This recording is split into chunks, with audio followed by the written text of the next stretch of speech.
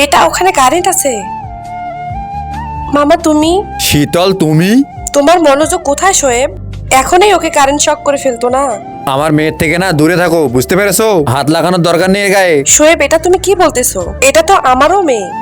এই মেয়ে ততক্ষণ তোমার ছিল যতক্ষণ তুমি আমাকে ডিভোর্স দিয়েছিলে। পুরো 2 বছর হচ্ছে তুমি আমাকে ছেড়ে দিয়ে চলে গেছো, আর আজকে তুমি এসেছো মেয়ের দাবি নিয়ে। তখন তুমি খেয়াল করোনি যখন তুমি ওকে একলা ছেড়ে দিয়ে গিয়েছিলে মাঝপথে?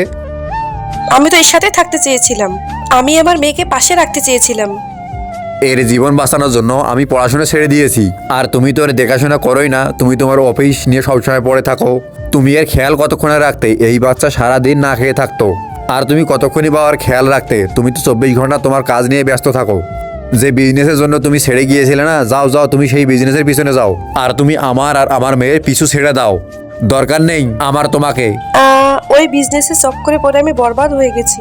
এই 2টা ছবির ভেতর থেকে যে কোনো একটা ছবিকে ভালোবেসে থাকলে ভিডিওটিতে লাইক করে চ্যানেলটিকে সাবস্ক্রাইব করে দাও। আর যদি না করো তাহলে আমি বুঝবো তোমরা ছবি দুটাকে ভালোইবাসো না। আর কমেন্টে লিখে যাও আমিন। আমি তোমাকে বলছিলাম না আমি পার্টনারশিপে বিজনেস করতে যাচ্ছি, যে পার্টনারের সঙ্গে কাজ করছি সেই পার্টনার আমাকে ধোঁকা দিয়েছে।